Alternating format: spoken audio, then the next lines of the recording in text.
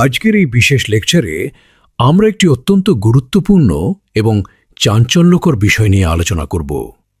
আমাদের এই আলোচনাটি শুধুমাত্র ধর্মতাত্ত্বিক নয়, বরং এটি পুরোপুরি বৈজ্ঞানিক, যুক্তিভিত্তিক এবং অকাট্য প্রমাণ সাপেক্ষ। আমাদের আজকের বিষয়, চার মাথা থাকলেই কি কেউ ঈশ্বর হয়ে যায়, নাকি এটি নিছকই একটি মেডিকেল কন্ডিশন?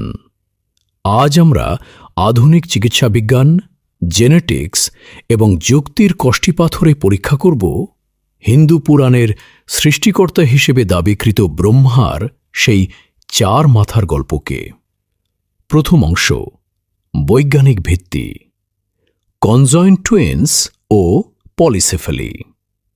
আধুনিক চিকিৎসাবিজ্ঞান আমাদের দ্ব্যর্থহীনভাবে দেখিয়েছে যে এক শরীরে একাধিক মাথা থাকা কোনো অলৌকিক ঘটনা নয়, বরং এটি সম্পূর্ণরূপে সম্ভব। বিজ্ঞানের ভাষায় একে বলা হয় কনজয়েন্ট টুইন্স, যমজ সংযুক্ত শিশু বা পলিসেফালি। সোহনা এবং মোহনার বাস্তব প্রমাণ। আন্তর্জাতিক খ্যাতিসম্পন্ন ডকুমেন্টারি নির্মাতা রুহি চেনেটের একটি গবেষণামূলক ভিডিওতে আমরা ভারতের সোহনা এবং মোহনা নামের দুই ভাইকে দেখি, যাদের শারীরিক অবস্থা চিকিৎসা বিজ্ঞানের এক বিস্ময়। তাদের ক্ষেত্রে আমরা কি দেখি? তাদের শরীর একটি, কিন্তু মাথা দুটি। প্রতিটি মাথায় সম্পূর্ণ আলাদা ও স্বাধীন মস্তিষ্ক রয়েছে।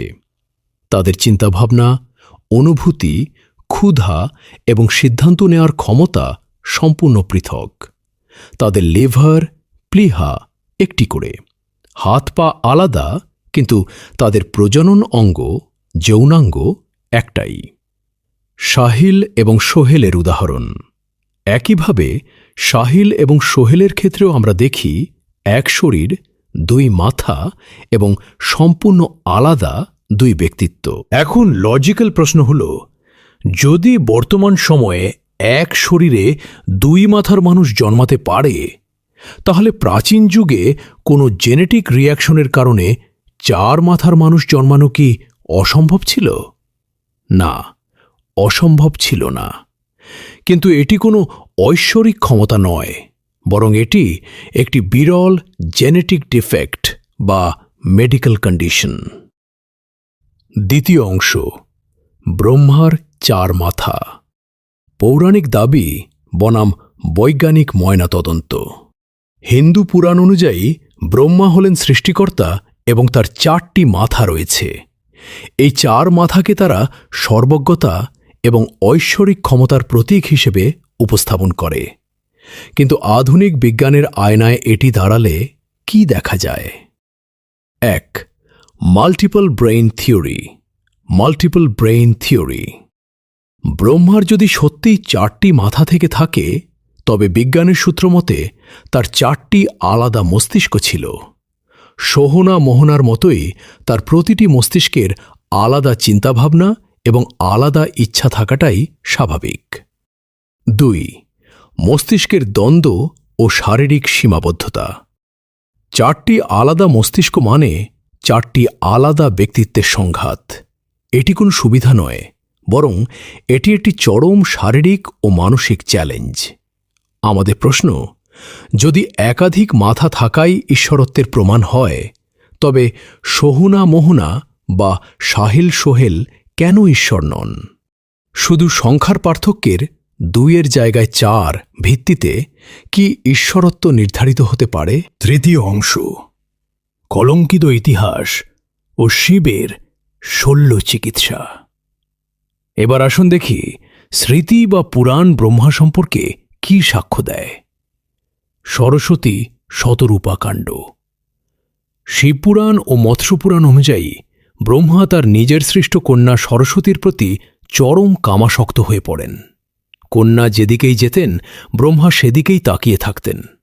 পুরাণের দাবি, এই কারণেই নাকি তার চারদিকে চারটি মাথা তৈরি হয়। পরবর্তীতে এই জঘন্য আচরণে ক্ষুব্ধ হয়ে শিব ব্রহ্মার একটি মাথা কেটে ফেলেন এবং অভিশাপ দেন যে পৃথিবীতে তার কোনো পূজা হবে না। বৈজ্ঞানিক ও যৌক্তিক দৃষ্টিভঙ্গিতে এই ঘটনার ডিকোড। যদি আমরা মেনে নিই যে ব্রহ্মার 4টি মাথা ছিল, যা একটি মেডিকেল কন্ডিশন, তাহলে এই ঘটনাটি আসলে কি? Brain disorder. 4টি মাথা মানে 4টি মস্তিষ্ক। হয়তো 3টি মস্তিষ্ক জানত যে এটি তার কন্যা এবং কাজটি অনৈতিক, কিন্তু 4র্থ মস্তিষ্কটি কোনো জেনেটিক রিয়াকশন বা মানসিক বিকৃতির কারণে নৈতিক বোধ হারিয়ে কামাসক্ত হয়ে পড়েছিল। শিবের সার্জারি বা বিচার। শিব যখন ব্রহ্মার একটি মাথা কেটে ফেলেন, তখন সেটি কোনো দেবতার যুদ্ধ ছিল না। সেটি ছিল সমাজের একজন প্রভাবশালী কিন্তু মানসিক বিকারগ্রস্ত ব্যক্তির অপরাধী মস্তিষ্কটি অপসারণ করার একটি সামাজিক বিচার বা শাস্তি। প্রশ্ন থেকে যায়, একজন সর্বশক্তিমান ঈশ্বর কি নিজের মস্তিষ্কের বা প্রবৃত্তির ওপর নিয়ন্ত্রণ হারাতে পারেন? তিনি কি নিজের মেয়ের প্রতি কামাসক্ত হতে পারেন? উত্তর পরিষ্কার, না। তিনি ঈশ্বর ছিলেন না। তিনি ছিলেন স্রেফ একজন শারীরিক ও মানসিক সমস্যাগ্রস্ত মানুষ। 4র্থ অংশ, প্রাচীন অজ্ঞতা বনাম আধুনিক বিজ্ঞান। একটি লজিক্যাল চিন্তার ব্যায়াম করুন। যদি সাহিল সোহেল বা সোহনা মোহনা আজ থেকে 3-4 হাজার বছর আগে জন্মাতেন, তখন কি হতো? সেই সময়ের মানুষ, যারা চিকিৎসা বিজ্ঞান জানত না, তারা নিশ্চিতভাবে এই 2 মাথার মানুষদের 2 মুখের দেবতা বানিয়ে মন্দিরে বসিয়ে পূজা শুরু করত। আজ 2026 সালে এসে বিজ্ঞান আমাদের চোখ খুলে দিয়েছে। আমরা জানি এটি কোনো লীলা নয়, এটি মেডিকেল সায়েন্স। ঠিক একই যুক্তিতে ব্রহ্মা ছিলেন সেই সময়ের একজন শারীরিক অস্বাভাবিকতা সম্পন্ন মানুষ। তৎকালীন অজ্ঞ সমাজ তাকে ঈশ্বর বানিয়ে ফেলেছিল।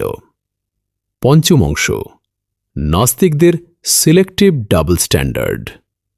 এখানে নাস্তিক এবং তথাকথিত মুক্ত মনাদের দ্বিমুখী আচরণটা দেখুন। যখন তারা সোহনা মোহনাকে দেখে, তখন তারা বিজ্ঞানের বুলি আওড়ায়, দেখুন এটি একটি বিরল জেনেটিক কন্ডিশন। কিন্তু যখন ব্রহ্মার 4 মাথার কথা আসে, তখন তারা হঠাৎ বোবা হয়ে যায়, কারণ তারা জানে বিজ্ঞান দিয়ে বিচার করলে ব্রহ্মার ঈশ্বরত্ব ডাস্টবিনে চলে যাবে।